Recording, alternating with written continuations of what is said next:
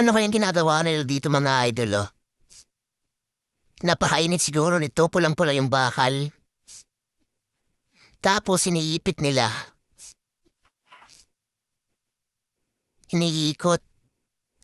Spring to. Gumagawa sila ng spring mga idol.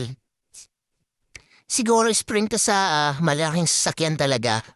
Tulad ng dump truck, mga bus. Ayan oh, napakalaking spring nito. Ganito pala yung proseso ng paggawa ng spring. Yung mga malalaking spring talaga. Ayan oh, buo na siya. Ang galing.